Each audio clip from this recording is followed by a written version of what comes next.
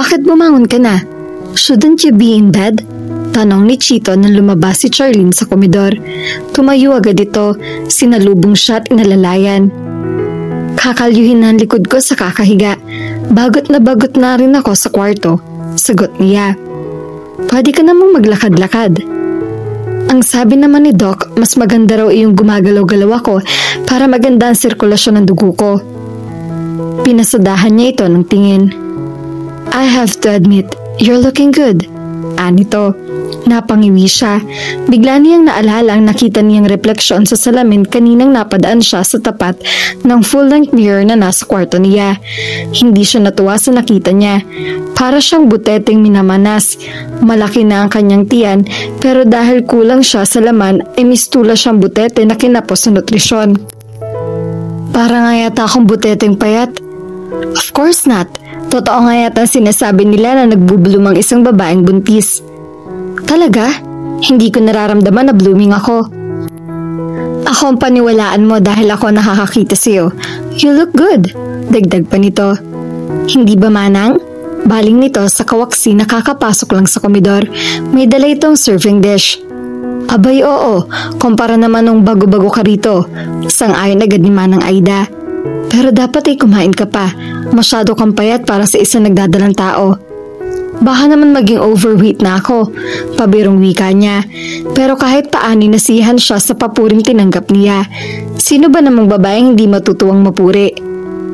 Itatanong ko na rin kay Doc kung ilang pounds ang pwede kong idagdag sa timbang ko. May doctor's appointment ka, hindi ba? Ani Chito. Tumango siya. Mamayang 10. I'll go with you. Naku, wag na. Kaya ko naman, magta-taxi na lang ako. Kinusot nito ang tainga niya. Ha? Ano ka mo? Wala ka marinig. Sasamahan kita. Ano ka ba? Masyado na ako nakakaabala sa'yo. Wala talaga akong marinig. Manang, ikaw ba? May naririnig ka nagsasalita? Tanong nito kay Manang Aida. Tumawa lang siya sa saka umalis ng komedor. Seriously, Chito, wag ka na mag-abala. Saad niya. Sa gusto ko mag-abala, paano ba yan? Seriously rin, hindi ako mapapalagay kung hindi kita sasamahan. So, indulge me, okay? She was so touched. Masyadong magpamalas ito ng pag-aalala sa kanya. Kung hindi lang siguro dahil dito, ay baka kung napaano na siya. She owed him so much. How are you feeling? Tanong ni Chito kay Charlene nang nasa waiting room na sila ng klinika ni Dr. Perez. Okay ka lang ba? Hindi ka ba nilalamig? Kaunti lang. Hinaplos niya mga braso niya. May kalamigan ng buga ng hangin sa aircon. Hinaplos-haplos nito ang mga braso niya. The friction of his palm against her skin generated some heat. Nababawasan kahit paano ang palalamig niya. Sigurado siya na walang mali siyang ginagawa nito. He was just being nice. She must have missed being held because she suddenly felt this urge to lay her head against his chest. Ano ba yun? Hindi siya natutuwa sa nararamdaman niya. Naalala niya ang nagpaaralan niyang noon na sa psychology. Transference. Iyon ang tawag sa nadarama niya para kay Chito. Dahil malapit na magkaibigan nito ni Martin, kaya marahil parang nakikita niya rito ang naiiwang asawa niya. That was why she was feeling those strange emotions. Maya-maya pa'y tinawag na ang pangalan niya. Umakmang sasama ito sa kanya sa loob nang pigilan niya ito. Ako na lang, kaya ko naman na. Sabi niya rito. Oh, okay, I'll just wait here. Umupo uli ito. Napatingin siya rito. Sa isang saglit ay parang gusto niyang bawiin ang sinabi sa nakitang pagkadismaya sa mukha nito na pilit nitong itinago. Pero naisip din niya na walang rason para samahan niya ito roon. Hindi ito nga man ang batang dinadala niya. Kaibigan lang ito ni Martin. Sandali lang ako. Aniya saka tumuloy na sa loob ng klinika. Sinundan na lang ng tingin ni Chito si Charlene. He so wanted to go with her, but of course, he didn't have the right to insist. Bumigat ang kalooban niya dahil doon, pero hindi niya ipinapahalata rito yon. Dapat na rin siguro siya magpasalamat na kahit paano hinahayaan siya ni Charlene na tulungan siya nito. Sa ganoong paraan man lang ay nagkakaroon siya ng outlet para sa nararamdaman niya para dito. Caring for her, looking after her, making sure she was okay, all those things made him happy. Naalala niya nang haplusin niya ang mga braso nito. Hindi niya intensyon pero nakaramdam siya ng kakaiba ng mapadaiti ang kamay niya rito. Ganun na lang ang pagpipigil niya na huwag itong mayakap. Hindi niya gustong mailang ito sa kanya o may mahiwatig ito na lihim na nararamdaman niya rito. Kaya nga nang tumanggi ito na samahan niya ito sa loob ng klinika ay hindi na siya nagpumilit kahit gustong-gustong niya samahan ito. Itinoon na lang niya ang pansin sa magazine na hawak niya. Napailing siya nang makita na tungkol sa pagiging magulang ang mga topics doon. Hindi niya na-imagine noon na mapupunta siya sa ganoong lugar at madadaanan ng mga mata niya ang ganoong klase ng babasahin. He glanced around. Mga babaeng nasa iba't ibang estado ng pagbubuntis ang nasa paligid niya. Ang iba ay nag-iisa lang, ang iba ay may kasamang ina, kapatid o kaibigan. Ang ilan ay kanya-kanyang asawa ang kasama. He suddenly felt envious of those fathers, especially those he could see were excited about their coming baby. Ano kaya ang pakiramdam kapag nahawakan niya ang mabilog na ring ng tiyan ni Charlene? Would he feel the baby kick? Bigla siyang nasabik sa isiping iyon. Ibinalik na lang niya ang paningin niya sa magazine na nasa kandungan niya kahit wala siyang kabalak-balak na basahin iyon. Maya-maya ay nag-vibrate ang cellphone niya. Kinuha niya iyon at binasa ang mensaheng pumasok doon. Kay John na galing iyon. They broke off but now they're on again. Nagpaliwanag siya rito, tinanggap naman ito ang paliwanag niya. She was the kind of woman who wanted a casual relationship. Nothing intense now, and that was just fine with him. Where are you? Nag-reply siya. Doctors, of course. Charlene's check-up. Devoted father ba ang drama mo? Devoted friend, reply uli niya. Pag di ka na busy, call me. Sandali siyang tinitigan na mensahe bago niya isinilid uli sa bulsa ang kanyang telepono. Maya-maya lang lumabas na si Charlene. Oh, anong sabi ng doktor? Salubong agad niya rito. Okay naman daw ang baby. Talaga? Nakahinga siya ng maluwag. Mabuti naman pala kung ganoon. May kailangan ka bang bilhing gamot o vitamins? Yung dati pa rin, ituloy ko na lang daw. Pwede ka na raw bang maglakad-lakad? Gusto ko sanang dumaan tayo sa mall sa pagkagaling dito. Natawa ito. Oo naman, malakas na ako. Pwede na nga ako sigurong bumalik sa bahay namin ni Martin eh. Natigilan siya. Lihim na nagprotesta ang kalooban niya sa sinabi nito. Dapat siguro natin tiyakin muna na okay ka na talaga bago ka bumalik doon. Mungkahin niya dito. Sige, nakahinga uli siya ng maluwag nang pumayag ito. You don't have to hover over me, you know. Pabirong sita ni Charlene kay Chito. Paupo siya noon sa couch na nasa patio. Kung tudod alalay ito na parang bang hindi niya kayang umupo mag-isa. Dapat ay nakaalis na siya sa poder nito. Matagal nang nasabi ni Dr. Perez na wala na siyang problema sa kalusugan niya. Normal na ang blood count niya, hindi na siya nanghihina at malusog naman daw ang sanggol na dinadala niya.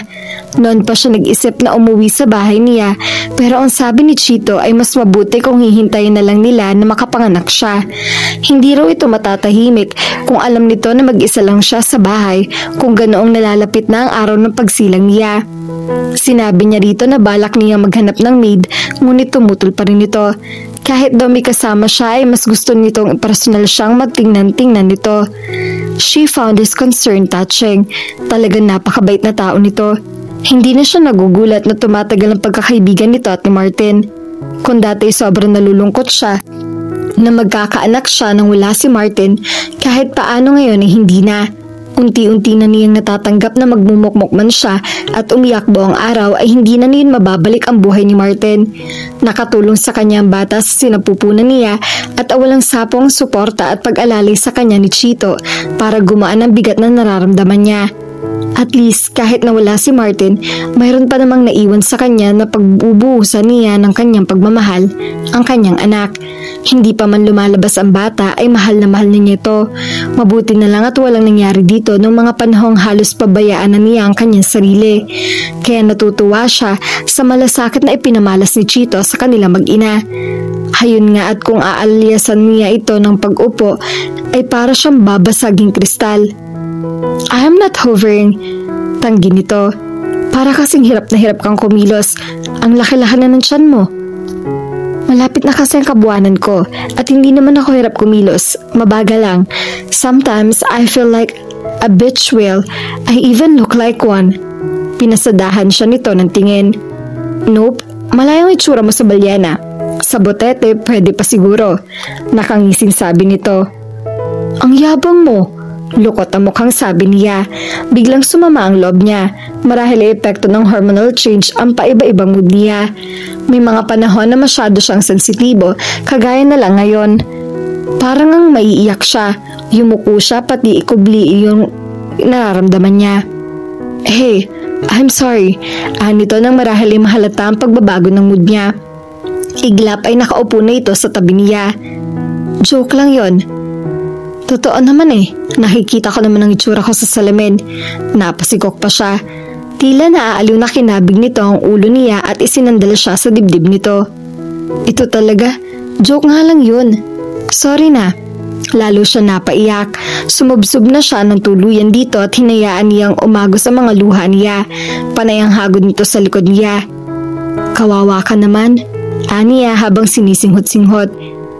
Here you are. Saddled with a woman who is having trouble controlling her emotions. Hindi mo naman ako responsibilidad at...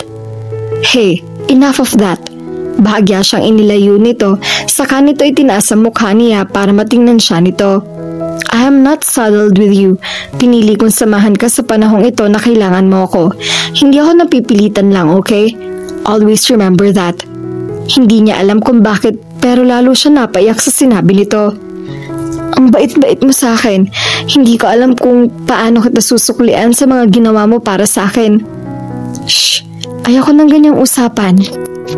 Hindi ako naghihintay ng kapalit sa ginagawa ko. You need someone here. Here I am. At sa totoo lang, natutuwa rin ako na nakasama kita. Ang ibig kong sabihin, hindi ako sanay na may kasama sa bahay pero masarap pala na may makausap ako pagdating ko rito. Kaya wag mong isipin na ikaw lang ang nakikinabang sa setup natin na ito. Salamat, saad niya. Nakagaan sa kalooban niya ang ideyang may naidudulot din pala siyang maganda rito kahit papaano. Dahil sa totoo lang, hindi pa niya gustong umalis sa bahay nito. Ayaw muna niyang mapag-isa. Ilang beses na niyang nabisita ang bahay niya. Para nakaka-suffocate ang mga alaala roon. The silence also seemed deafening. So dry those tears, okay? Pinahid ng daliri nito ang luhang dumadaloy mula sa mga mata niya. He did it so tenderly that she felt like crying all the more. Pero pinilit niyang pigilan niyon at kumiti. Ganyan, dapat nga umiti ka. You look prettier when you smile. Anito, parang may humaplo sa puso niya sa natanggap niyang papuri mula rito. Maano man kung sinabi niya iyon, it was probably just a figure of speech. Walang rason para maramdaman niya na parang may magpapaalang kamay na humaplos sa puso niya dahil sa sinabi nito.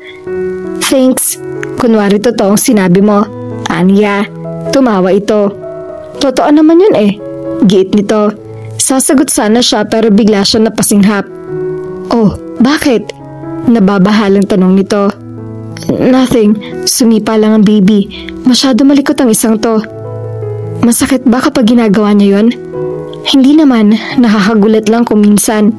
Napatingin ito sa tiyan niya. Parang may pananabik sa mga mata nito. May ay, tila hindi nakatiis sa paghingi nito ng permiso. Naunawaan agad niya ang tinutukoy nito. Go ahead, hayan at panay pa ang galaw niya. Inilapit nito ang dalawang palad sa tiyan niya. Parang biglang nanigas sa mga kalamnan niya sa init na inihahatid ng mga kamay nito sa balat niya. Ang bata naman sa kanyang sinapupunan ay wari nagpapakitang gilas. Panay ang galaw nito. Napangiti si Chito. Parang aliw na aliw ito. Ang likot. Parang ang liksi-liksi niya. This is one healthy baby. Usal nito. There was such wonder and reverence in his voice. Para siyang kinapos ng hininga dulot ng kakaibang damdaming biglang sumigid sa puso niya. It felt good to be sharing her pregnancy with someone. Hinawakan niya ang isang palad nito na nakasapo sa tiyan niya. Salamat, Chito. Maraming salamat. Hindi niya napigilang sabihin. Ito talaga. Like I said, I don't mention it. Masaya ako sa ginagawa ko. Anito. Mahalaga para sa akin ang ginagawa mo. You're making me feel I'm not alone. Gumagaralgal ang tinig niya. Kinabig siya nito payakap. I will always be here. Remember that. Ramdam niya ang sinseridad nito. Thank you. Huwag mo nang uulit-ulitin kagaya ng sinabi ko na masaya ako sa ginagawa ko. Anito. You don't have an idea how much this means to me. Sa loob-loob ni Chito. Kung alam lang nito na langit na para sa kanya, ang hayaan siya nitong maalagaan ito na isang malaking pribilehiyo ang ibinigay nito sa kanya nang hayaan siya nitong makalapit dito at makasama ito.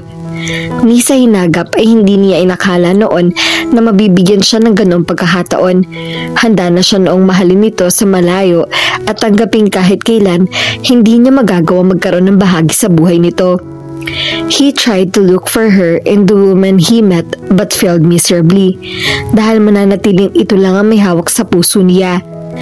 Hindi sa natutuwa siya na namatay si Martin at nabigyan siya ng pagkakataong makalapit si kay Charlene. Pero maiintindihan naman siguro siya ni Martin dahil pareho sila nagmahal kay Charlene. May mga pagkakataon na naiisip niyang ipaalam rito ang totoo tungkol sa ama ng batang dinadala nito. Pero nangangamba siya sa maaaring maging reaksyon nito. How could he act towards her after she found out the truth? Baka makasama rin yun sa kalagayan nito. Posible rin magkaroon ng malaking gap sa pagitan nila. Hindi dapat mangyari iyon. Lalo pat kailangan pa nito ng titing dito. Sa palagay niya, ang pinakamabuting gawin ng mga panahong iyon ay ang manahimik na lang muna. But there were times when he felt so twisted up inside, when he yearned to let the trust and the truth set him free. May problema ba? Tanong nito sa kanya na pumutol sa mga isipin niya. Problema? Wala. Para kasing malungkot ka. Punan nito. Hindi. Pagsisinungaling niya. Pero kung pwede lang sana nilang tunay na pagsaluhan ang pagiging magulang ng batang nasa sinapupunan nito, ay magiging isa na siguro siya sa pinakamasayang lalaki sa mundo. Pero hindi maaari. Sa isip ni Charlene ay mananatiling anak ni Martin ang dinadala nito. Iyon ay kahit paalam nito na donated lang ang sperm na ginamit para mabuo ang sanggol.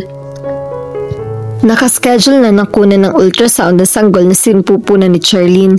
Kagaya ng naunang mga pagdalo niya sa doktor, nagboluntaryo si Chito na samahan siya sa pagpunta roon.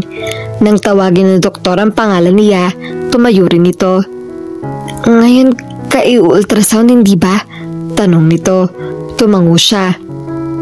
Is it okay if I come with you? Parang gusto ko lang makita. What I mean was, okay. Nakangiting saad niya. Tila nagulat ang doktor nang pumasok siyang kasama si Chito. Pero tumangulang ito saka siya binati. Ilang sandali pa'y sinabihan siya nito na lumipat siya sa kabilang kwarto kung saan naroroon ang ultrasound machine. Pagdating doon ay pinahiga na siya sa examining table. Inalalayan siya ng assistant nito pero nakialalay rin sa kanya si Chito. Para bang alalang-alala ito na hindi siya makakasampas sa kama. It's okay, I've done this many times. Natatawa tuloy na sabi niya rito. Ngumiti lang ito pero hindi pa rin ito lumayo sa tabi niya. Bahagya siyang nailang nang ililis ng doktor ang pag-iitaas ng niya para malagyan nito ng gel ang mabilog niyang tiyan. Pero hindi naman sa kanya nakatingin si Chito, kundi sa monitor kahit wala pa namang makikita roon. Maya-maya pa ay inutusan ni doktora ang assistant nito na patayin ang ilaw. Iginalaw-galaw na nito ang aparato sa umbok na tiyan niya. There it is. Kapag kuwan ay bulalas nito. There's your baby. Malabo ang figura pero pagkatapos may pindutin ng doktor ay unti-unti niyang naaaninag ang figura sa monitor. Hindi niya maipaliwanag na nadarama niya habang nakatingin siya sa anak niya. Para siya maiiyak sa pinaghalong lungkot at tuwa. Tuwa dahil nasasaksihan niya ang isang munting milagro at lungkot dahil hindi na niya kasama ang taong dapat sana'y makakatuwang niya sa pagpapalaki ng batang kokompleto sana sa kanilang pamilya. It was then that she felt a hand reach out towards her. Napatingin siya kay Chito. Nakatitig ito sa kanya. May kung anong ekspresyon sa mga mata nito. And it felt so good and so right to be sharing that moment with him. Hindi niya maipaliwanag kung bakit. Basta iyon ang nararamdaman niya. Malikot ang baby mo, sabi ng doktor niya. Nakikita nga niya na panay ang kilos nito. Gusto mo bang malaman kung babae o lalaki? Tanong nito sa kanya. Napatingin siya kay Chito. Hawak pa rin nito ang mga kamay niya habang nakatitig ito sa monitor. Naramdaman yata nito ang pagbaling niya rito. Tumingin din ito sa kanya. Well, do you wanna know? Tanong nito. Mas gusto ko yata na magiging surprise na lang. Naipasya niya. Then let it be a surprise. Nakangiting wika nito. Mas maganda nga siguro yun. May suspense. But Doc, how's the baby? Baling nito sa magagamot. As far as I can tell, the baby's doing fine. Kaunting panahon na lang hihintayin at masisilayan niyo na siya. Would you like a copy of the video? Yes. Magkasabay na sagot nila ni Chito. Okay, pagagawan ko yan ng kopya. Pwede bang tumayo na? Sabi nito sa kanya. Lumapit ang assistant nito at pinunasan ng tissue ang tiyan niya para maalis ang gel na inilagay roon kanina. Bigla ay parang ayaw pa niyang bumitaw kay Chito. Maybe she had missed having someone hold her hand, or maybe she was just feeling emotional after seeing her baby for the first time and she needed someone to share the moment with. Hindi niya alam ang eksaktong rason. Basta parang ang sarap ng pakiramdam nang maikulong ang kamay niya sa palad ni Chito. Maging ito man ay tila wala rin balak na bitawan siya. Nanatili itong nakatitig lang sa kawalan, parang ang lalim-lalim ng iniisip. Tatayo na ako. Napilitan siyang sabihin dito nang matapos ng assistant sa pagpupuna sa tiyan niya. Oh, of course. Tinulungan siya nito sa pagtayo. Involuntaryong nanayo ang mga balahibo niya at biglang naging sensitibo ang kanyang pagdama nang lumapat ang mga kamay ni Chito sa katawan niya. Nakakagulat at nakakapanibago ang nadama niyang iyon. Parang bigla siya nagkaroon ng kakaibang awareness dito. Hindi niya alam kung bakit nagkakaganon siya. It is an emotional moment. Iyon na lang ang pinagpalagay niya na dahilan ng nararamdaman niya.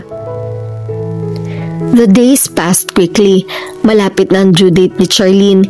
Pinaghahandaan na niya iyon noon pa man, kaya nag-empake na siya sa mga gamit at para mabibit-bitin na lang ito at ang mga bag na dinala nila. Anumang oras na kailanganin niya ay magpupunta na lang sila sa ospital. Kasalukuyan siyang may idinadagdag ng gamit sa loob ng bag nang may kumatok sa pinto ng kwarto niya. Tuloy, sabi niya. Oh, aalis ka na? Tanong ni Chito nang makita ang mga bag na nasa ibabaw ng kama. Sira, naghahanda lang ako ng gamit ko. Baka biglang magmadali itong anak ko Nataranta pa tayo. Good thinking. Nito, kung ako mag-ayos ng mga gamit mo baka kung ano pang madala ko. Umupo ito sa gilid ng kama. It's getting close, isn't it? Nakangiting tumango siya. Nervous? Muli siyang tumango, pero hindi lang ang mismong panganganak niya ang pinangangambahan niya. Mas ang pagpapalaki ng mag-isa sa batang iluluwal niya ang nagdudulot ng pag-aalala sa kanya. Tandaan mo yung sinabi ko sa'yo, nandito lang ako kung kailangan mo ko. Nito na tila nabasa ang ipinag-aalala niya. Ang dami mo nang nagawa para sa akin, wika niya. And I keep telling you, I don't mind. You are such a good friend. Inabot niya ang kamay nito. She felt warmth sip through her being. Ang presensya nito nagdudulot sa kanya ng pakiramdam na makakaya niyang harapin ang nakaambang na pagsubok dahil nandun ito. Hindi niya alam kung paano niya susuklian ang mga naitulong nito sa kanya. You are such a good friend. May protestang namuo sa kalooban ni Chito sa sinambit ni Charlene. Ayoko maging good friend lang. Hindi ba talaga tayo pwedeng magpas doon? Malungkot na tanong niya sa isip. Kung pwede lang ay isisigaw niya iyon dito. Ganun kaigting ang pagnanais niya na humigit doon ang maging turing sa kanya ni Charlene. He was longing to see in her eyes that he meant so much more to her. To hear her say she cared for him and not just because he was a good friend. Iyon ay kahit sinabi na niya noon sa sarili na wala na siyang inaasahang kapalit sa lahat ng ginagawa niya. Pero masisisi ba siya na gayong mahal na mahal niya ito at masakit para sa kanyang isipin na hanggang kaibigan lang ang kaya nitong ituring sa kanya? Pero nang maalala ni Martin ay nag-guilty siya. Hindi pa itong naipagbabang luksa ay kung ano-ano na ang naiaasam niya. Oh, napapakunot noo ka. May problema ba? Usisa ni Charlene sa kanya. Wala, dagling tanggi niya. May problema siya pero malabong masolusyonan nito iyon. Come on, you can tell me. Makaganti man lang ako sa lahat ng nagawa mo para sa akin. Pang-encourage nito.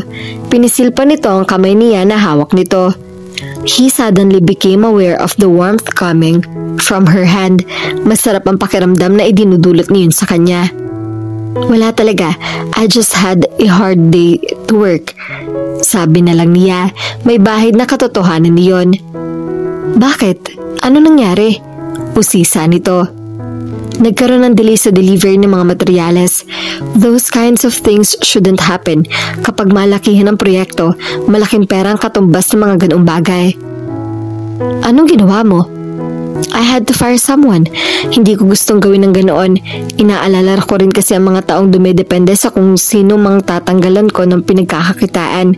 Pero kailangan hindi ito ang unang beses na pumalpak siya. Nagpakawala siya ng malalim na hininga. Humigpit ang pagkahawak nito sa palad niya para marahil iparating ang simpatya niya rito. Alam kong hindi mo gustong gawin iyon, pero kailangan. Wala naman sigurong mali ron. Saad nito. I guess so. Hindi lang maganda sa pakiramdam. Dahil mabait kang tao, nakangiting tumango siya rito. You think so? I know so. Thanks. Sinserong sabi niya. It felt good sharing his day with her. Kung siguro siya nakatuluyan nito, marahil ay ganun ang karaniwang ginagawa nila. You can still have what you want. Kailangan mo lang lakasan ang loob mo at ipaalam kay Charlene ang nararamdaman mo. Ang problema, parang hindi niya kayang gawin yon, lalo na ngayon na nagluluksa pa rin ito. Hindi niya kayang samantalahin ang kalungkutan nito. Higit pa roon, natatakot siya na sa magiging reaksyon nito. Paano kung ayaw nito sa kanya? Ilang sandali ang lumipas bago niya na-realize na hawak pa rin pala niya ang kamay nito at parang ayaw niyang pakawalan iyon. It felt so nice to hold her hand, especially when she didn't seem eager to let go of it. May uwi akong pizza, kaya nga pala kita kinatok para tanungin kung gusto mo. Sabi niya, kasabay ng pagbitiw niya sa kamay nito na hawak niya. Oo ba? I've gained so much weight already. What's a few pounds more? Nakangiting sabi nito. I keep telling you, you carry your weight well, sabi niya. At parati ko rin sinasabi na bulero ka. Natatawang ganti nito. I'm not. Yes, you are. Hindi na ako magugulat kung malalaman ko na lang na lahat niligawan mo ay napasagot mo. You are such a charmer. Is that a compliment? If it is, thanks. Nahangiting wika niya. Totoo naman yun The way I see it, you can have any woman you want. Yes, except you. Malungkot na naisaisip niya. What about that girl you were seeing? Si John na ba yun? Kapag kwa na isisa nito. Wala na kami. Bakit naman? I mean, if you don't mind asking. Wala lang. Nagiging demanding na siya. Baka naman nawawalan ka na ng time sa kanya dahil sa pag-aasikaso mo sa akin. No, it's not that. Putol niya sa sasabihin nito. May mga bagay lang na hindi namin napagkakasunduan. Well, like I said, you can have any woman you want. Mamili ka. Marami pa riyan. Maybe not. Some women are not for the taking. Aniya habang nakatingin dito. Alam mo, napansin ko na hindi ka na yata masyado naglalabas magmula nang tumira ako rito. Lalo ngayon na nalalapit na ang panganak ko. Sabihin mo lang kapag nakakaabala na ako. Ano ka ba? Hindi ka nakakaabala. Siguro nagsasawa na rin ako sa paglabas-labas lately. Nandito ka naman eh. May nadaratan at nakakausap ako sa bahay. Mag-asawa ka na kasi para lagi kami nadaratan at makakausap pag uwi mo ng bahay. Are you going to marry me? That's so tough. I'll keep that in mind. Sang-ayon na lang niya. Teka, bago mo pa ako makumbinsi na maghanap ng babaeng pakakasalan, mabuti pang kainin na natin yung pizza. Natawa ito at sumama sa kanya. Ano ba ang plano mong gawin bukas? Naudlot ang akmang pagsubo ni Charlene nang makapuno at nang magtanong si Chito. Nasa sala sila noon, inuupakan nila ang pastries na dalawa nito. Nakagawian na nitong dalhan siya ng pasalubong kapag umuwi ito galing trabaho. Wala naman, dito lang ako sa bahay o kaya ay baka sumaglit ako sa mall. How about getting some fresh air? Anito, saan pa ba may sariwang hangin sa syudad ngayon? Wika niya. We could go out of town para maiba naman. Diyan lang sa malapit.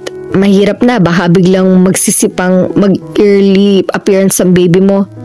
Kabuwanan mo na hindi ba? Tumango siya. Sure, nakakainip na rin itong parati na lang siyang nasa bahay. Saan tayo pupunta? Laguna. May bahay kami roon pero wala nang nakatira ngayon doon. Minemaintain na lang ng isang malayong kamag-anak. Kahit hindi tayo mag-overnight, pasyal lang tayo ron. Sige. Napapikit pa siya habang nananamnam niya ang inunguyan niyang tart. Napakasarap talaga kasi niyon.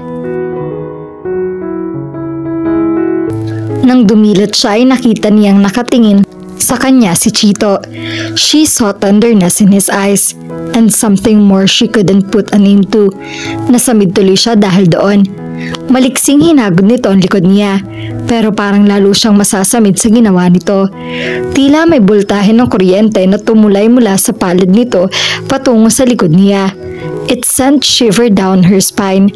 Hindi dapat mangyari iyon. Pilit na iwinaksi niya ang kung ano mang bangyarang nararamdaman niya para dito. Okay ka na? Uminom ka. Inilapit nito sa bibig niya ang basong may lamang juice. Inabot niya iyon saka siya uminom doon. Patuloy ang paghagod nito sa likod niya. Okay na ako, sabi niya. Lalo lang siyang pinangungupasan ng hininga sa ginagawa nito. Dapat siguro matulog na ako kung aalis tayo bukas. Anong oras ba ang lakad natin? Anytime you want. Hindi ka dapat mapuyat. Anito. Dapat maaga-agang alis natin. I'll get up early anyway. Sige, kapag ready ka na saka tayo lalakad. Good night, sabi niya. Okay, good night. Nagmadali na siyang tumayo. Inalalayan agad siya nito. The touch of his hands sent shivers up and down her spine. Muli siyang parang pinangangapusan ng hininga. Pagkalinis ng katawan at pagka-toothbrush, nahiga agad siya pero hindi siya makatulog. Paulit-ulit na bumabalik sa isip niya ang naramdaman niya kanina. Matagal na rin niyang kilala si Chito pero parang ngayon lang siya nagiging aware dito. Hindi niya gusto ang nararamdaman niya. She felt so guilty as if she was betraying Martin. Ni hindi pa naipagbabang luksa ang asawa niya. Hindi niya matanggap na sa loob ng maikling panahon, nakakadama na siya ng kung ano-ano para sa ibang lalaki. At sa matalik na kaibigan pa ni Martin. Remember transference? Giit niya sa sarili niya. Iyon maharil ang dahilan kung bakit nagkakaganon siya. That and the fact that she badly needed someone to help her through a very difficult time. Sumipa ang bata sa sinapupunan niya. Hinaplos niya ito. Naalala niya ang mga pagkakataong ginagawa rin iyon ni Chito at muli ay parang may paggalang kamay na humaplos sa puso niya. Pumikit siya. Pilit niyang pinapali sa diwa niya ang lalaki. Dapat siguro ay pagtuunan na niya ng pansin ang hinaharap. Hindi pwedeng manatili na lang siya sa poder nito. Napagkasundoan nila na kapag nakabawi na siya ng lakas pagkapanganak niya ay pwede na siyang umalis sa bahay nito. Pero bago pa dumating ang araw na iyon, kailangan na niyang isipin kung ano ay kabubuhay nilang mag-ina. Sa ngayon ay sapat pa ang interes na nakukuha niya sa money placement at sa stock dividend si Martin. Pero lalaki rin ang gastos niya dahil sa bata kaya kailangan magkaroon siya ng iba pang pagkukunan ng income. Maghahanap na rin siya ng maid. May inirekomenda si Manang Aida, ang anak daw ng kumare nito. Yaya raw iyon sa isang pamilyang nakatakda ng umalis pa Canada. Hinihintay lang nito na makaalis ang pinaglilingkuran para makalipat sa kanya. She had so many fears about the future that it was probably but natural for her to want to hold on to someone familiar. At sino pa bang higit na pamilyar sa kanya kundi ang taong naging malapit din sa asawa niya. The house by the lake was lovely. Tanaw mula sa balkonya ang lawa ng Laguna. Habang nakatayo rin si Charlene ay nagpapaasasa siya sa sariwang hangin humahaplos sa mukha niya. Pinuno niya ng malinis na hangin ang baga niya. Ang ganda naman dito. I bet you bring a lot of your dates here. Baling niya kay Chito. Not really, sabi nito. Talaga? Bakit naman? Hindi niya alam kung bakit parang ikinatuwa niya ang sinabi nito. This is a special place for me. Madalas kami dito ng pamilya ko nung buhay pa ang lolo't lola ko. Nung hindi pa nagmamigrate sa States sina mommy at daddy, ay nagstay pa sila rito ng ilang buwan. We had a lot of great times here. Tinanaw nito ang lawa habang tila sinasariwa ang mga alaala ng pamilya nito habang naroroon. Muli niyang pinagmasdan na magandang tanawin. Tila automatiko rin para sa kanya na sumandal dito habang binubusog ang mga mata sa mga tanawin. Nang akbayan siya nito, pakiramdam niya ay iyon ang natural na dapat gawin nito nang sumandal siya rito. Kapwa sila natahimik at kontento nakatingin sa lawa. You must be missing your family so much, maya-maya komento niya. Oo naman, 3 kami magkakapatid pero hindi na kami halos nagkikita-kita. Nasa Guam si Perry, si Kuya Greg naman ay nasa Davao nakabase. Pareho silang may mga pamilya na kaya abala na sila sa kanya-kanya nilang buhay. Bago namatay si Daddy ay nagbalak pa kami na magpunta ng sabay-sabay sa States. It didn't happen. Nagkita-kita na lang kami sa libing ni Dad, pagkatapos ay sa libing naman ni Mom. Ramdam niya lungkot ang nararamdaman nito. Nawalan din siya at ngayon ay nag-iisa na sa buhay. Iyon marahil ang rason kung bakit nagawa niyang lalo pang sumandal dito at ikawit ang braso niya sa baywang nito. Humigpit ang pagkakaakbay nito sa kanya. Dinampian din nito ang halik ang kanyang ulo. Ayaw niyang pag-isipan ng implikasyon ng mga pangyayari dahil kung magpapakatotoo lang siya, aaminin niyang gusto niya ang pakiramdam ng ganoong silap kalapit sa isa't isa. They had lunch and then had a nap under the trees. May 2 hammock na nakasabit sa napakalapit na mga puno at doon sila nahiga. Todo ang ginawang pag-alalay sa kanya ni Chito sa pagsampa niya sa duyan. Tiniyak nito na hindi siya malalaglag bago ito nagpunta sa kalapit na hammock. Malamig ang simoy ng hangin kaya hinila agad siya ng antok. Then a strange cramping feeling woke her up. Akmang babangon siya nang maramdaman niya ang pagdaloy ng likido sa binti niya. Oh, Chito! Tawag niya rito. Napabalikwas ito ng bangon mula sa duyan. Mabilis na lumapit ito sa kanya.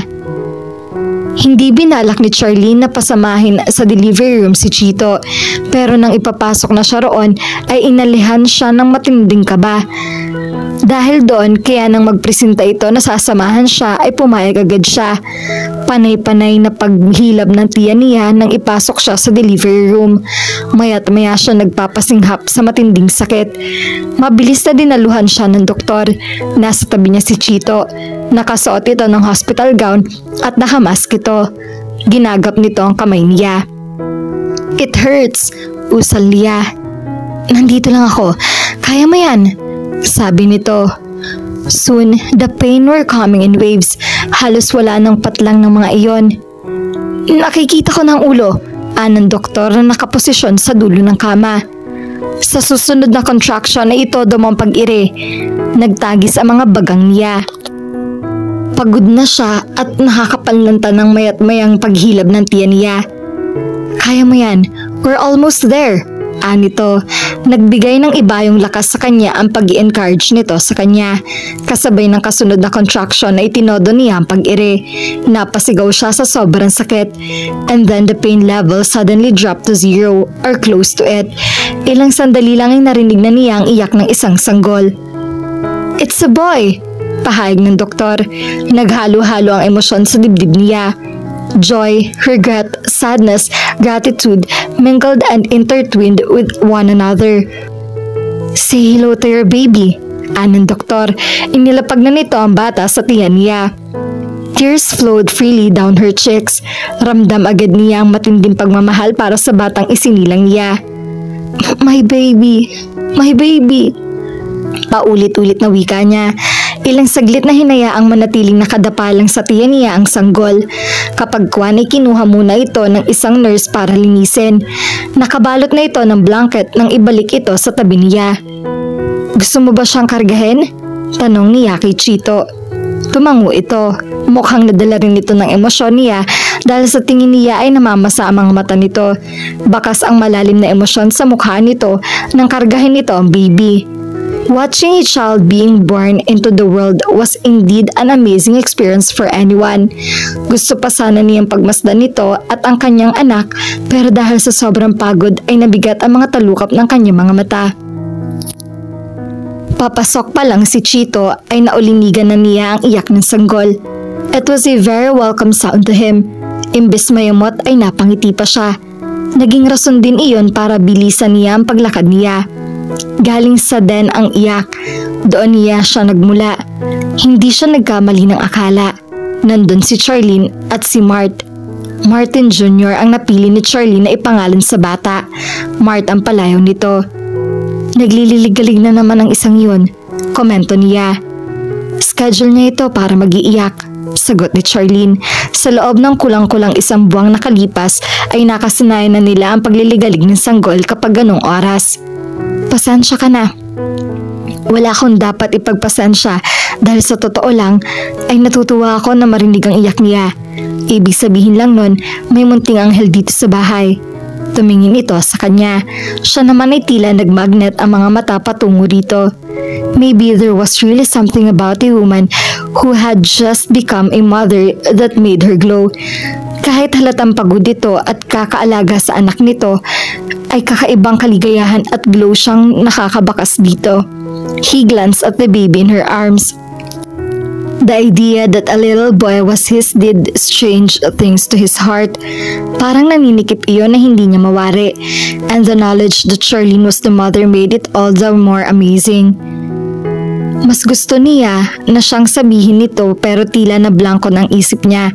Para kasi siyang hinihila palapit sa mag-ina. Tumigil sa pag-iyak ang sanggol pero halos hindi niya pinansin iyon. Halos nahuhulaan na ni Charlene kung ano ang balak ni Chito sa unti-unti nitong paglapit sa kanya. Nababasa niya iyon sa ekspresyon nito sa paraan ng pagkakatitig nito sa kanya. May sapat na panahon siya para umiwas pero hindi niya iyon gagawa. Sa halip ay tila hinintay pa niyang gagawin ito. She should think about the consequences but her mind seemed to suddenly decide to stop working. Ayaw na muna niya mag-isip. Ang nais lang niya ay pagbigyan ng idinidikta ng kanyang puso. Pinilit makipaglaban ng kanyang isip sa kanyang puso. Pero tila may kakayahan ng kanyang puso na pangibabawan ang kanyang kantunguan. Sabik na inanticipate niya ang mangyayari. Nang gadali na lang ang layo niya dito ay automatikong pumikit ang kanyang mga mata. At nang sa wakas ay lumapat ang mga labi nito sa mga labi niya, tila may libu-libong boltahe ng kuryente na sumigid buong katawan niya. The sensation was both glorious and alarming. Glorious dahil tila iniakyat siya sa langit habang masuyo siyang hinahalikan nito. Alarming dahil may ipinapahiwatig iyon na isang bagay na hindi siya handang tanggapin ng mga sandaling iyon. Gayunman, pinili niyang isarang isip sa anumang isipin at ninanamnam ang kaiga-igayang pakiramdam na idinudulot ng mga labi nito sa kanya. She wanted to reach out and cling to him, snuggle against him. Ngunit karga niya si Mart kaya hindi niya magagawa iyon. Then as if awakened from the trance, he immediately broke off the kiss. "I'm so sorry," Usal nito. Hindi niya alam kung bakit nasaktan siya sa sinabi nito. Pero iyon naman ang tama. Mali ang ginawa nila. It happened. Let's just forget it. Aniya. Ay, mukhang may sasabihin pa ito pero sa huli nagbagong isip niya. Yes, that's the right thing to do. Ilang sandaling nanatili ang magkahinang ang kanilang mga mata bago ito tumalikod at lumabas ng den. Noong nabuwang pa siya niya, panahon na para bumalik siya sa bahay niya at magsimulang harapin ang buhay niya bilang solong magulang ni Mart. I'm so sorry, Martin. Nawikan niya sa kanyang isip. I am so sorry, my friend. Iyon ang iniisip ni Chito habang mabilis siya naglalakad papunta sa kwarto niya. What he did seems unthinkable. Bakit ba niya nagawa iyon? He could have any woman he wanted. Sinabi iyon sa kanya ni Charlene at may katotohanan niyon. Malamang na hindi siya mahihirapan na ituloy ang naudlot niyang relasyon sa kahit na sino sa mga iyon. But the problem was he was not inclined to pursue a relationship with any of them. Dahil mula noon hanggang ngayon ay iisang babae lang isinisigaw ng kanyang puso, si Charlene. Lalong bumigat ang kalooban niya. He acted on impulse but he also realized that by going this and doing that, he might have unleashed something inside him that he had been able to keep under control so far. Maagang umalis si Chito kinabukasan. Una ay dahil may appointment siya at pangalawa ay dahil ayaw muna niyang makaharap si Charlene pagkatapos na nangyari sa kanila. Hindi siya dapat magpadala sa emosyon niya pero nangyari na iyon kaya ang dapat niyang pagsikapan ay huwag nang maulit iyon. Maghapon siya nag-asikaso ng kung ano-ano. Kahit pagod siya, sa isang banda ay pinagpapasalamat niya iyon dahil wala siyang panahon na pag-isipan ng mga kinikilos niya. Galing siya sa isang kliyente. Pasakay na siya ng kotse niya para umuwi nang may tumawag sa pangalan niya. Oh, Jessica, ikaw pala. Nakilala agad niya ang babaeng palapit sa kanya. Matagal na rin niyang kaibigan nito. Sa Dubai ito nagtatrabaho. Ilang buwan na ito nakabalik pero ngayon lang ulit ito nagpakita mula nang dumalo ito sa Bienvenida at Benvenida party nito. Kamusta na? Mabuti naman, ikaw. Heto, ganun pa rin. Wala ka pang asawa? Ikaw talaga, kung nag-asawa na ako, dapat naman siguro imbitado ka sa kasal, hindi ba? Dapat lang, nakangting sang-ayon nito. You know, I've been meaning to call you. Saad nito. Dun ka pa sa dati nakatira, right? Yap, bakit? Nabanggit kasi ng isang kaibigan ko na may bahay yata sa lugar niyo na for sale. Napaisip siya. Naalala niya yung bahay na nadadaan niya palabas ng gate ng subdivision. I think so. Yung kina Mrs. De Guzman yun. Nag-migrate na kasi sila sa Canada eh. Interesado ka? Hindi para sa akin. Para sa isang kakilala. Makapag-ngomisyon naman lang. Tumawa ito. Gusto ko sanang tingnan para kung sa tingin ko matitipuhan ng kakilala ko. Aalamin ko ng mga detalye kung magkano at etc. I have an idea. Sumama ka na lang sa akin ngayon. May pupuntahan ka ba? Wala na. Pauwi na nga dapat ako eh. Iyon pala. May dala ka bang sasakyan? Umiling ito. Sumabay ka na sa akin kung ganon. Nang marinig ni Charlene ang ugong ng sasakyan ni Chito ay nakaramdam agad siya ng excitement. Ang unang reaksyon niya ay ang magtatakbo pababa para salubungin ito. Umayos ka nga, sita niya sa sarili. Sus, kunwari ka pa. Kanina po mo pa nga siyang hinihintay. Anang isang tinig ng isip niya. Of course not. Kontra niya. Dahil doon, imbes bumaba ay pinigilan niya ang sarili niya. Inasikaso muna siya si Mart. Pinadada niya ito at kapag kuwan ay pinagdighay. Ilang minuto na ang nakalilipas ay hindi pa siya kinakatok ni Chito. Gaya ng nakaulugan nito tuwing dumarating, nang mainip siya sa kahihintay ay hindi na siya nakakapagpigil. Siya na ang bumababa. Halfway down the stairs, she froze. May bisita pala ito. Maganda ang babaeng kasama nito. Masaya nagkakwentuhan ng dalawa habang may hawak na tig-isang baso ng juice. Hindi niya alam kung bakit tila may kumurot sa puso niya sa nakita. Kaya naman pala parang hindi ito interesado na makita sila ay dahil abala ito sa magandang babaeng kasama nito. Ano kaya nito ang kasama nito? Bakit gusto mo pang malaman? Ano bang pakialam mo? Hindi rin niya alam ang sagot sa tanong ng munting na tinig na nasa isip niya. Ang alam lang niya, parang kinukurot ng pino ang puso niya habang nakatunghay siya sa dalawa. She saw the woman toss her head and laugh out loud at something he said. Hindi na niya itinuloy ang pagbaba.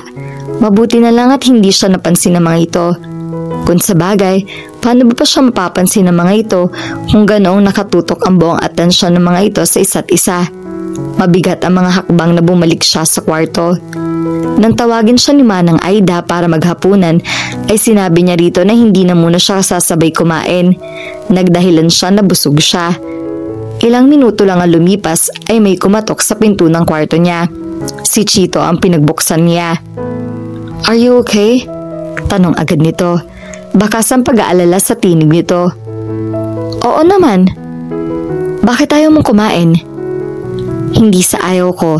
Nagmerienda kasi ako kanina kaya parang busog pa ako." Pagsisinungaling niya. Pinagmasdan siya nito. "Sigurado ka?" "Oo, sure na sure." Pinilit niyang pag-aanin ng tinig niya. Ayaw niyang mahalata nito na may dinaramdamang puso niya. "Sige na, kumain ka na. Baka mainip ang bisita mo."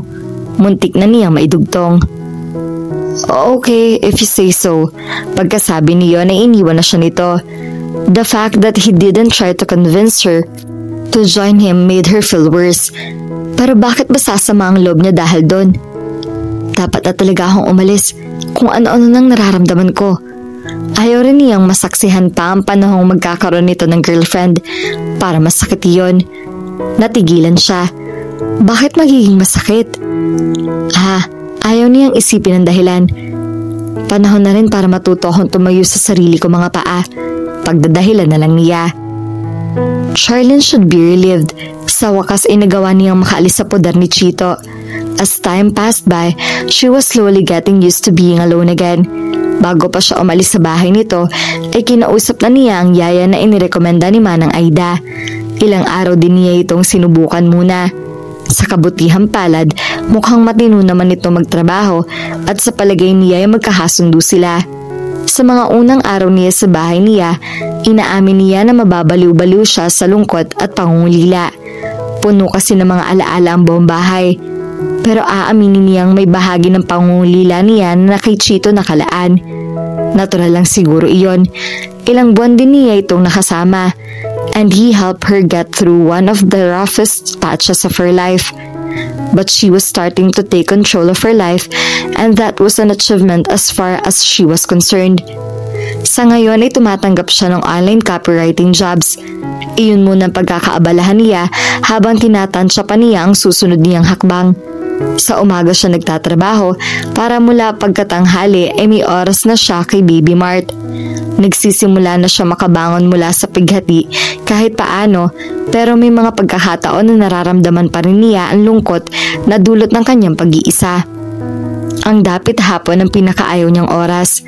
May kung anong panglaw na idinudulot sa kanya ang paglubog ng araw.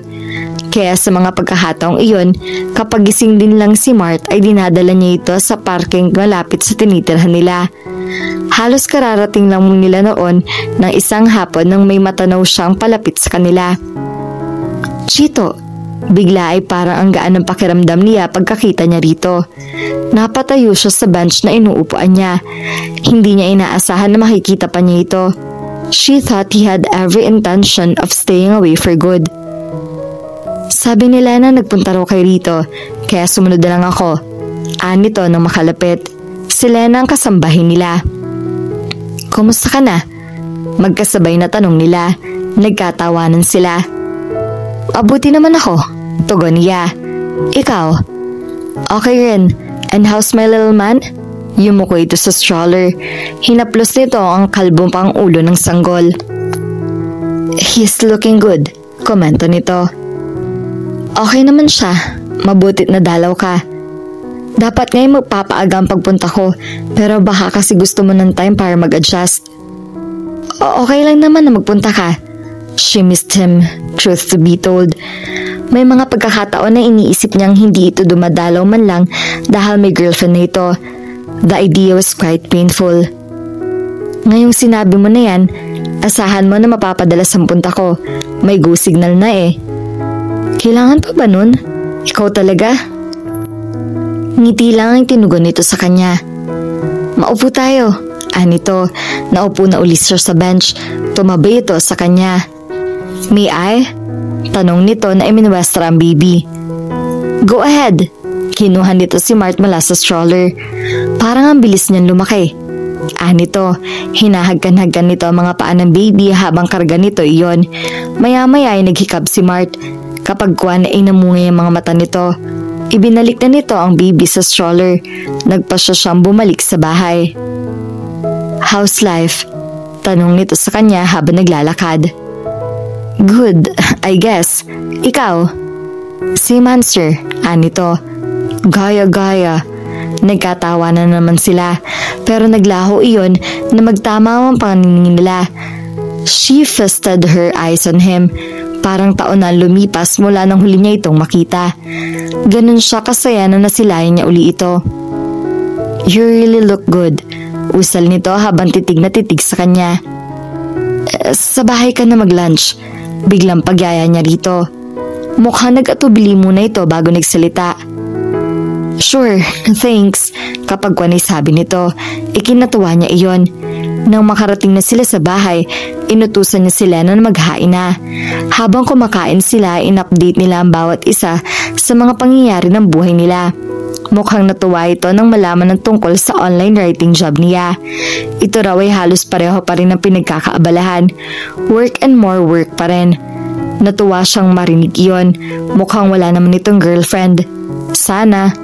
Mabilis na lumipas sa mga oras. Kung pwede lang niyang pahintuin iyon, ay ginawa na niya para hindi na dumating ang oras na kailangan na ito magpaalam. Pwede ko bang, silipin si Mart bago ako umalis? Anito nang paalis na. Oo naman, nahangiting pagpayag niya. Sinamahan niya ito sa nursery. Lumapit ito sa kuna at pinagbasdan ng natutulog na baby. Hinaplos nito ang ulo ni Mart bago bumaling na sa pinto. Nasa akto na siya ng paglapit sa kuna, kaya paghigpit nito ay napaharap sila. Napahawak pa nga ito sa magkabilang braso niya para marahil alalayan siya mula sa pagbagsak. They were so close she could smell the fresh fragrance coming from him and the heart radiating from his body. She knew she just had to reach out and she would be able to touch him. Her heart started thumping wildly. Panay na ang lunok niya. And then it was too late to even think of backing away because he already pulled her closer. Niyakap siya nito. Natila ba sabik na sabik itong makulong siya sa bisig nito. Tila nagtugo na ng mga warning bells sa isip niya pero wala siyang kakayahang pakinggan ng mga iyon.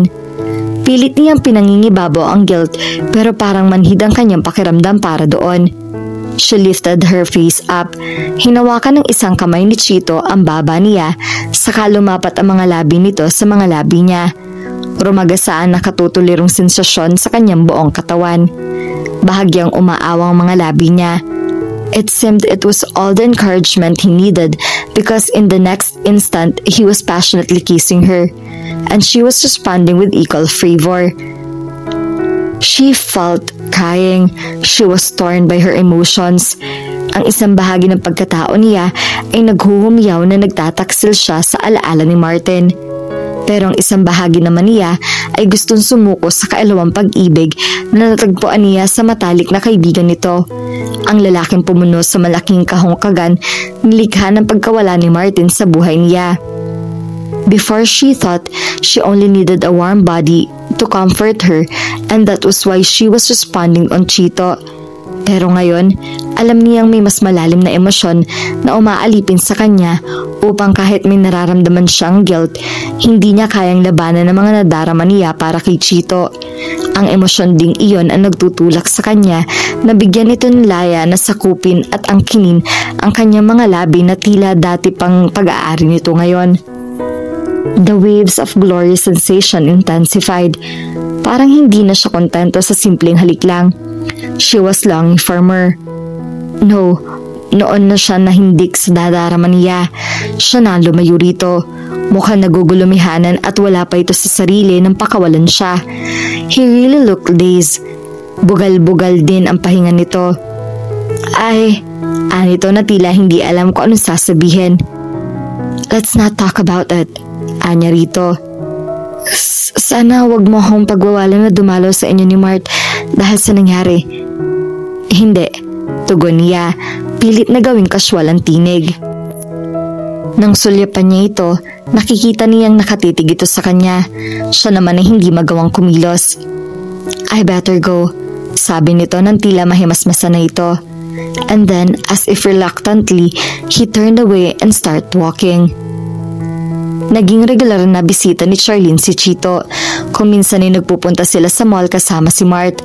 Sa pagkakataong iyon, iniyayaya sila nito sa bahay nito sa Laguna. Nasa balkon sila, nakaupo sa reclining chair nito si Mart at pinapakain nito ni Chito ng cereal. Madalas na nitong gawin iyon kahit noon dumadalaw-dalaw ito sa bahay niya. Napabinyagan na niya ang baby at tumayo ito ninong ng anak niya. Dahil daw inaanak nito si Mart ay dapat lang nagabayan nito ang paglaki ng bata. Mukhang determinado ito na gampanan ng papel niya.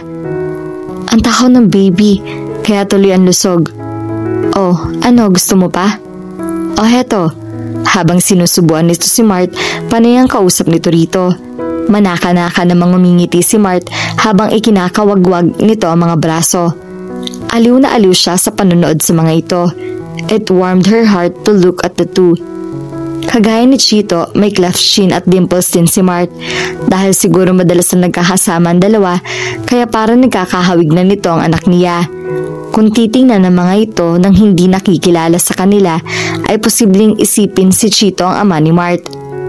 At iyon ay hindi lang dahil sa pagkakahawig nito kundi dahil na rin sa pagkagiliw na pinapamalas nito sa anak niya. Biglang napatingin nito sa kanya. Huling-huli siya sa nakatitig dito. Nag-init ang mga pising niya. Kinindatan siya nito. Hindi niya maiwasang kiligin sa ginawa nito.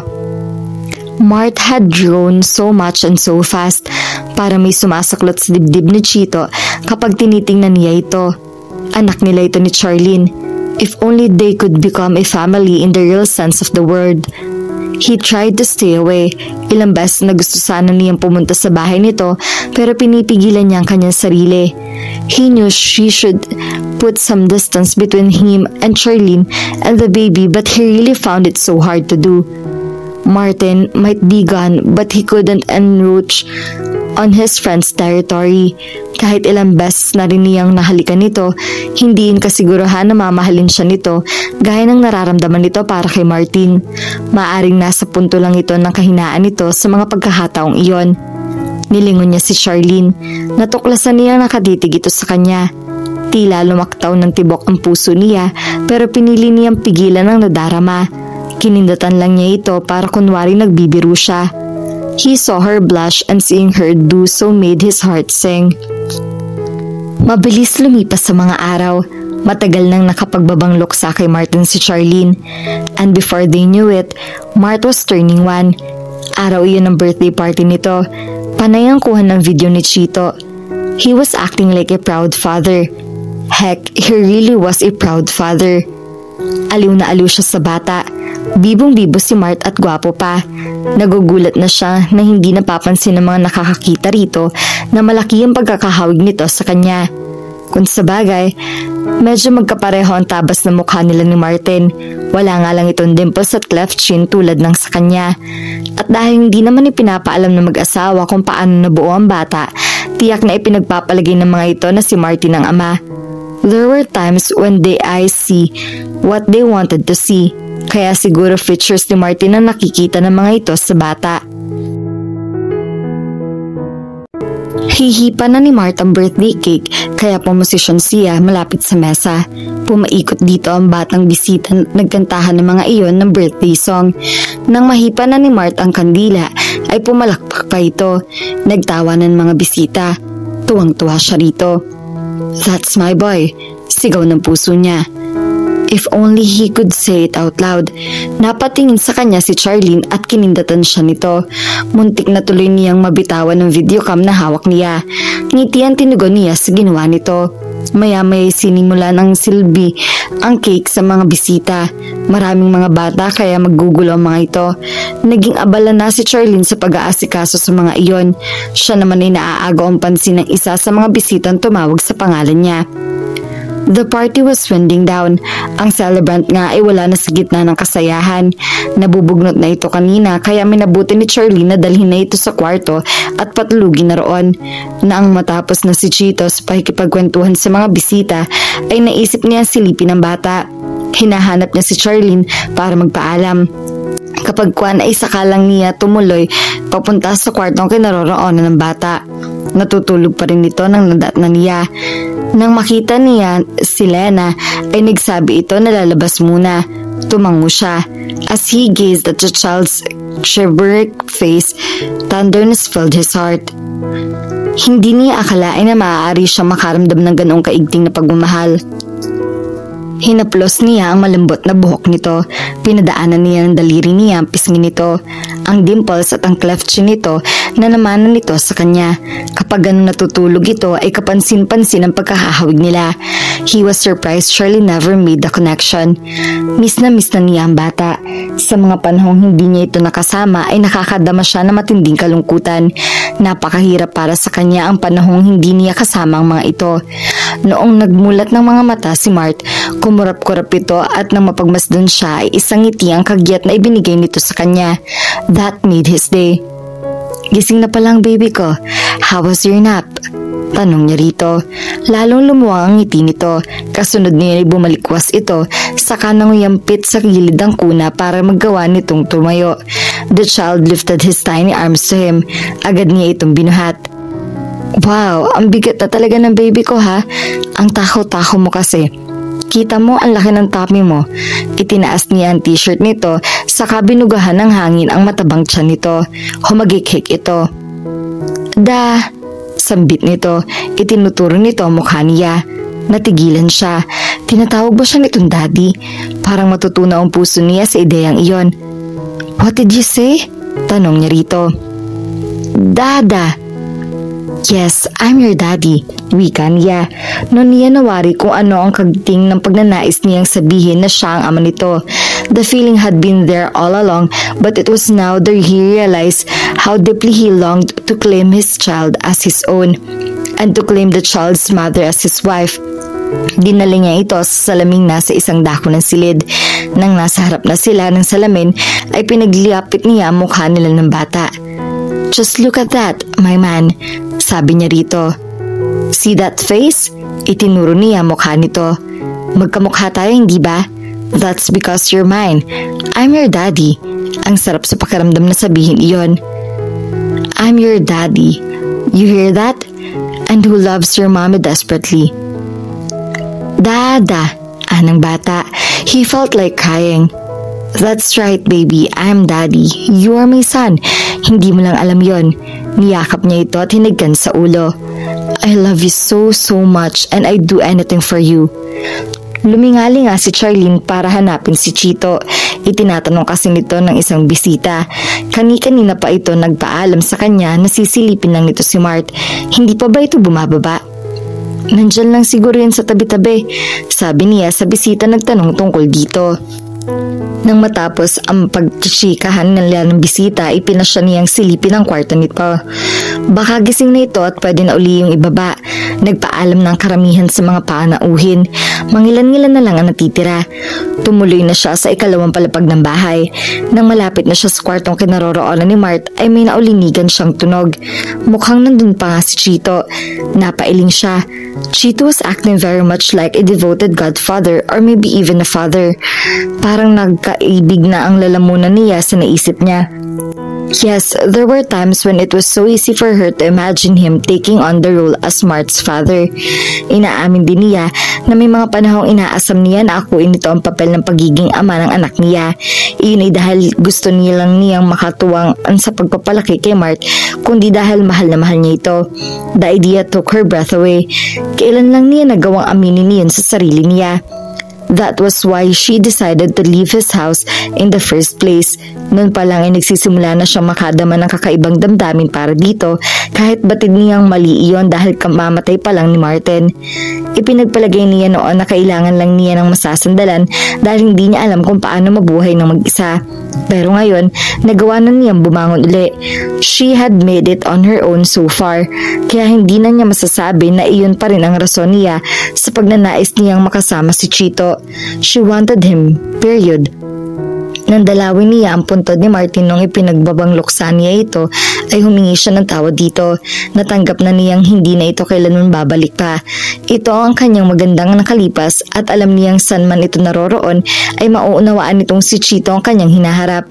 Ano man ang mangyari, mananatili ang alaala nito sa puso niya kahit iba na ang umuuko pa sa puso niya. Sa tingin naman niya ay may pagtingin din sa kanya si Chito. Ramdam niya iyon sa mga halik na pinagsaluhan nila. Sana nga lang ay tama ang sampantahan niya. Ipinilig niya ang kanyang ulo. Itinuloy na niya ang paglalakad papunta sa kwarto ni Mart. Nang makarating siya roon ay hindi muna niya inihayag ang kanyang presensya.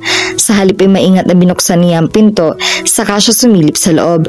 What she saw warmed her heart. Karga ni Chito ang anak niya, nakaharap sa salamin ng mga ito at magkalapit ang mga mukha. "Just look at that, my man," sabi ni Chito sa bata. "See that face?" Itinuturo nito ang mukha nito. Magkamukha tayo, hindi ba? Napatitig siya sa mga ito. Ngayon lang niya na-realize na magkahiwig nga ang dalawa. Sobrang laki ng resemblance ng mga ito na hindi niya maintindihan kung paano hindi niya iyon napansin noon. Her heart started hammering in her chest. Nanunuyaw na lamunan niya. "That's because you're mine. I'm your daddy," sabi ni Chito. "I'm your daddy, you hear that? And you're my son. I love you so much, you know? So much." Napatda siya sa narinig niya. Anong ibig sabihin ni Chito? "You're my son?" Was it a figure of speech or was it the truth?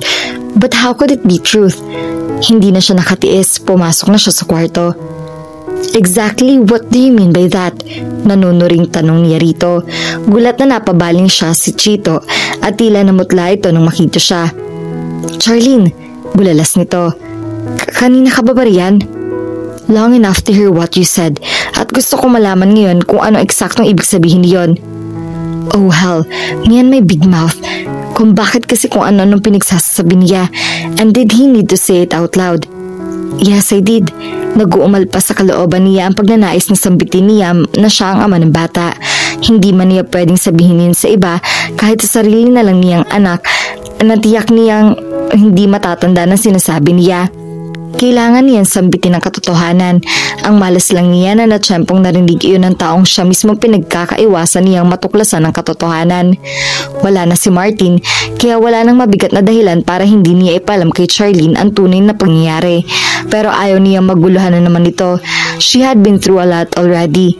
Darating siguro ang pagkakataon na ipapaalam niya rito ang totoo pero hindi pa sa ngayon.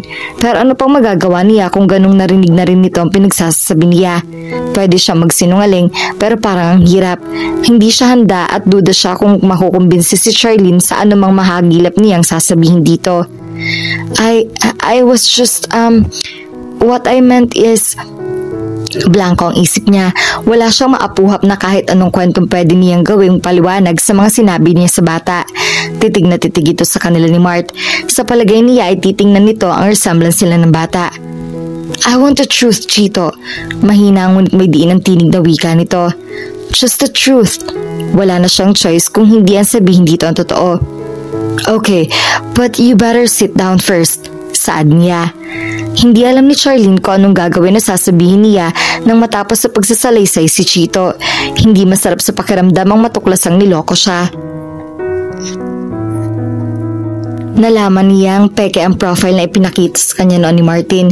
Ang totoo ay kay Chito ang mga datos na naroroon. Pinalitan lang ng ibang impormasyon na marahil ay magpapakilanlan kay Chito. Kailangan iyon ng doktor niya para sa records ng klinika. Nandun na siya. Sinunod lang nito ang pakiusap ni Martin dahil matalik na magkaibigan ng mga ito. Pero ang hirap pa rin tanggapin na ginawa siyang tanga na magkaibigan. Wala na si Martin kaya hindi na siya pwedeng magalit dito. So she vented the full force of her anger on Chito. How dare you? Usal niya. Mahina lang yon pero hindi makakaila ang galit na nasa likod niyon. Sino nagbigay sa inyo ng karapatang magpasya kung ano ang dapat at hindi dapat ipaalam sa akin? Ako ang magdadala ng bata sa sinapupunan ko. Siguro naman ay dapat lang na malaman ko kung sino ang ama. The donor was supposed to be anonymous anyway, saad ni Chito. Sa palagay namin ni Martin ay hindi na importanteng malaman mo pa kung kanino nanggaling ang similyang gagamitin sa iyo. And what does the good doctor have to say about this? Hindi ba niya naisip na pwede siyang patanggalan ng lisensya kung sakaling malalaman kung totoo at hindi ko na yun kakatuwa? Ayaw talagang pumayag ni Dr. Perez. Katakot-takot ang pakiusap at pangumbinsi lang ang ginawa ni Martin para pagbigyan siya nito. At tiyak ko na hindi naisip ng doktor na biglang mawawala si Martin. Malamang na ipagpapalagay niya ang magiging masaya na kayo ng asawa mo sa pagkakaroon niyo ng anak. Martin kept saying that it was your fondest dream to have a child. It was, pero hindi sa ganitong paraan. What does it matter who fathered your child? Ani Chito. Hindi ba ang mas mahalaga ay nandiyan na siya na may anak ka ng minamahal mo? May punto ito, pero hindi nito alam ay may mga katanungan at pagdududa nagsusulputan sa kalooban niya sanhi ng pagkahatuklas niya ng katotohanan. So he was the baby's father. Nabigyan ng dahilan ng mga kinikilos nito noon at mga kinikilos pa. Naglaro sa diwa niya mga pinagagagawa nito. Kung paano naging sobrang maalaga ito sa kanya habang ipinagbubuntis niya ang bata. Kung paano para ito yung nasa tabi niya sa mga panahong kailangan niya ito. She recalled how he seemed reluctant to let her leave his house and his care. Naalala rin niya ang mga panahong umaakto ito parang ama ni Mart. He was not playing the role of devoted godfather. He was giving the impulse to be a father to his son. Pain tore at her heart at the thought that he did was all for Mart. Nasaktan siya dahil siya ang nasaksakan ng tanga ay nakala na may pagtingin nito sa kanya. Kaya pala ganun na lang ang pag-aalaga nito sa kanya. I do anything for you. Naalala niyang sinabi iyon ni Chito kay Mart.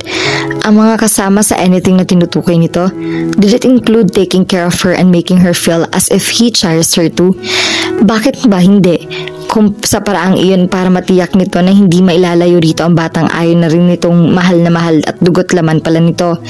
At siya naman, parang tangang hinayaan ang sarili na mahulog ang loob niya rito.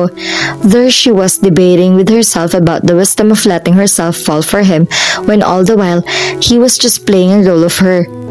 It mattered, sabi niya, halos hindi makalabas sa mga kataga sa bibig niya. Believe me, it mattered. Charlene, I'm sorry. Lumakad ito palapit sa kanya. Umatras siya palayo rito.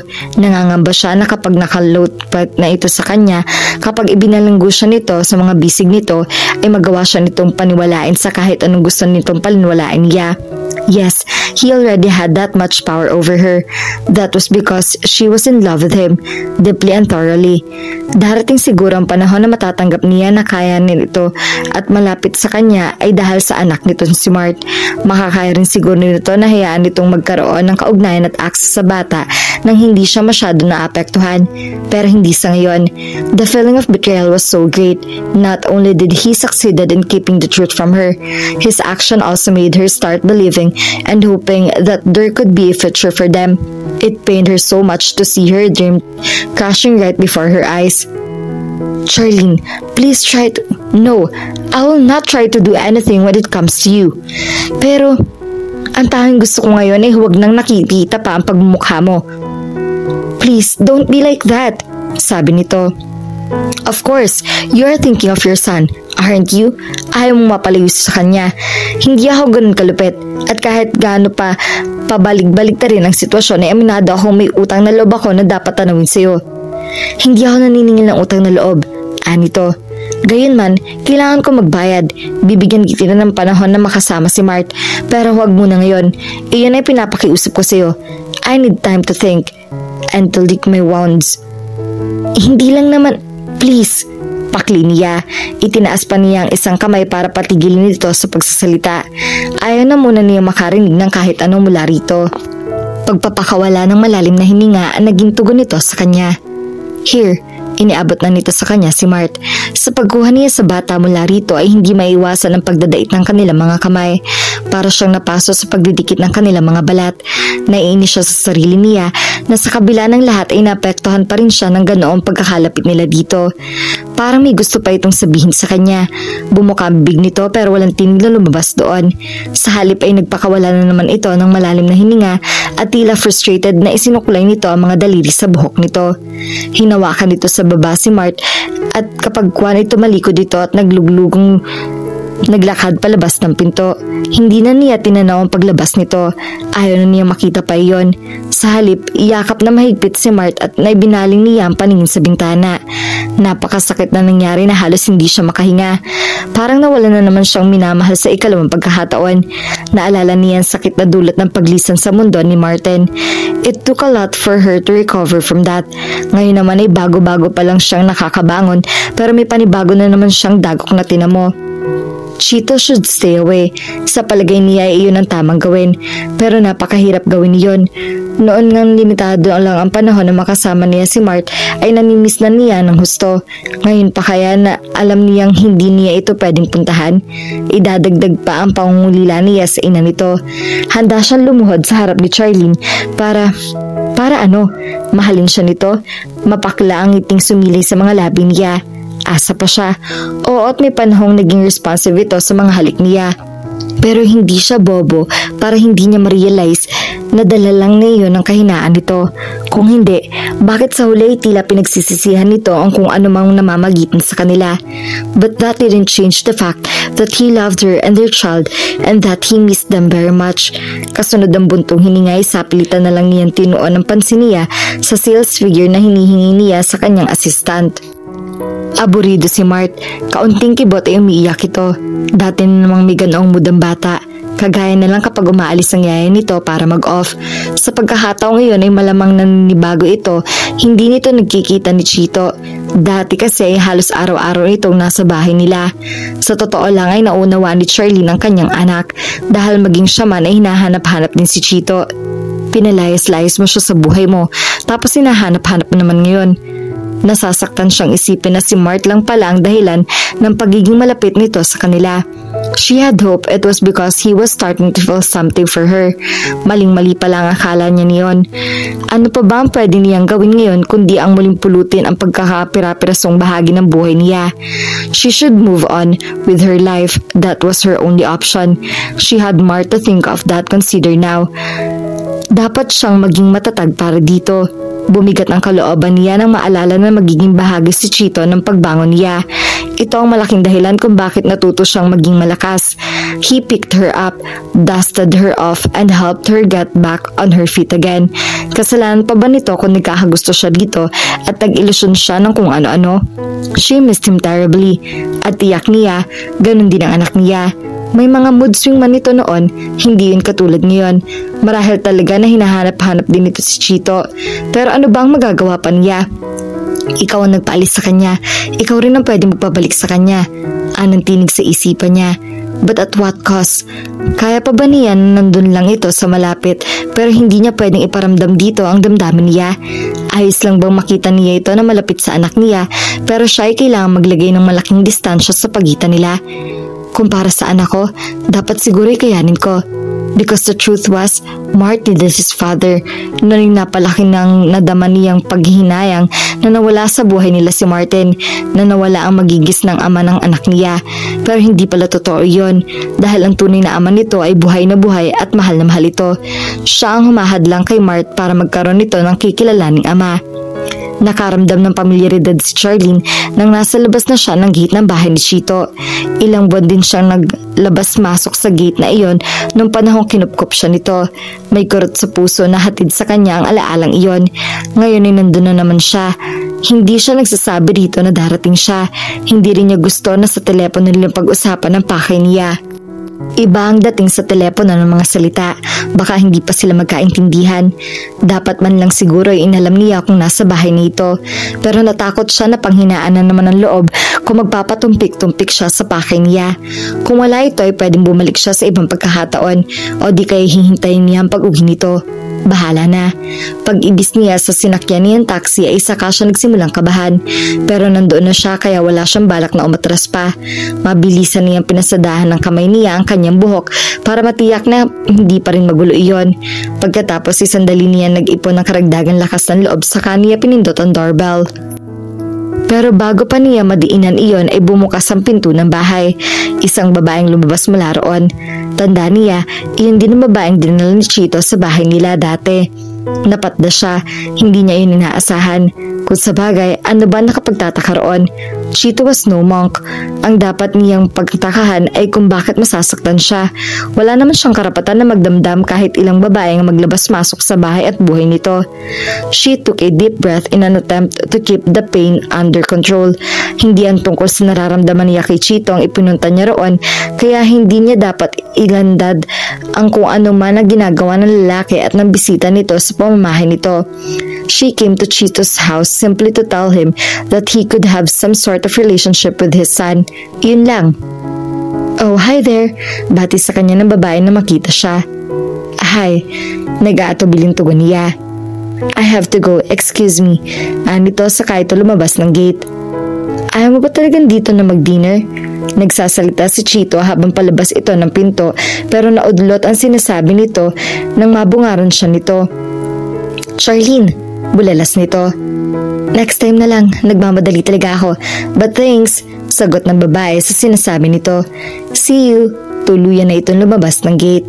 Tinanaw nito ang babaeng nakahulaan ng kotse nito at kapag kwan ay ibinalik nito ang tingin sa kanya. Sorry, naistorbo ko yata kayo. Nagpapasalamat siya at nagawa niyang sabihin iyon nang hindi nababasag ang kanyang tinig. No, it's okay. Tapos na naman kami mag-usap. Halika sa loob. Anyaya nito sa kanya. Hindi na siya nag-atubili at tumuloy na siya sa loob. Once inside, she was assailed by memories of that time when she considered that house her home. Can I get you any? No thanks. I'm sorry, Charlene. Ani Chito. Hindi natuloy ang paghakbang niya dahil doon. Hindi dapat ako pumayag sa pakiusap ni Martin na ilihim iyon tungkol sa pagiging sperm donor ko. Pero noong mga panahong iyon ay parang iyon ang mas tamang gawin. I mean, he's right. The donor would have remained anonymous anyway. Pero kung mayroon man akong hindi pinagsisisihan, iyon yung pagpayag ko na tulungan kayong magkaanak. Kung hindi, hindi ko mararamdaman kung paano magkaroon ng isang Mart sa buhay ko. It is glorious feeling seeing yourself in another individual. Usal nito. There was such tenderness in his voice that it made her want to cry. Kaya nga okay na sa akin na dalawin mo si Mart. Namimiss ka rin niya. Naging bugnutin siya at madaling aburido. Ganun yun kapag may hinahanap-hanap na tao. He misses me? Parang hindi siya makapaniwala sa tanong nito. Oo naman, naging mahalagang parte ka ng buhay niya eh. He misses having a father. Hindi ito umimik. He seemed to be at loss for words. What about you? Did you miss me too? Marahas na napaangat ang tingin niya rito. You don't have to answer. Ewan ko ba kung bakit na itanong-tanong ko pa yon. Pero ako, gusto kong ipalam sa'yo na namiss kita ng husto. Anong sinabi mo? Halos bulong lang na tanong niya rito. Halos hindi kasi makalabas sa lalamunan niya mga kataga. Parang biglang nagbara iyon. I missed you. Madamdaming ulit nito. Lalo pa itong lumapit sa kanya. Masuyong hinawakan nito ang magkabilang balikat niya. I missed you so much. It tore me up inside. Hindi ko nga alam kung paano ko na-survive itong mga araw na hindi tayo nagkikita. Akala ko, ikakamatay ko ng lungkot. Oh, come on. Ang hirap yatang paniwalaan niyon.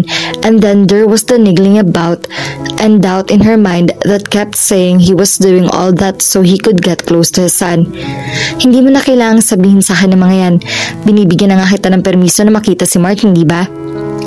You think this is all about Mart? Bakas ang hinanakit sa tinig na anyo nito. Why else wouldn't it be about him? Ganti niya. This is why... Anito sabay sakop sa mga labi niya. Sa sandaling lumapat ang mga labi nito sa mga labi niya, Noon niya na-realize kung gaano siya nangungulila sa mga halik nito. Wantonly, shamelessly, she returned his kiss with equal fervor. "Charlene," sambit ni Chito nang bahagyang ihiwalay nito ang mga labis sa kanya. Intense longing was quite evident in his eyes. "I know I shouldn't be doing this. I tried to stay away. Mahirap pero tiniis ko dahil inirerespeto ko ang kagustuhan mo. Dahil kapag sinunod ko ang dikta ng nararamdaman ko, aasam ako ng mga bagay na baka hindi mo kayang ibigay. I don't want everything to be just about Mart. I want to be about us too. Because the truth is, I have been in love with you ever since the first time I saw you." Sabi nito habang nakatitig sa kanya, mga mata nitong punong-puno ng pakiusap na sana'y mangyari ang nais nito. "What?" Iyon lang ang nakaya niyang sabihin. He lovingly caressed her face. "I can vividly remember the first time I saw you." He then proceeded to tell her exactly how he felt. Hindi siya makapaniwala. Noon pa man ay mahal na siya nito. The idea was incredible.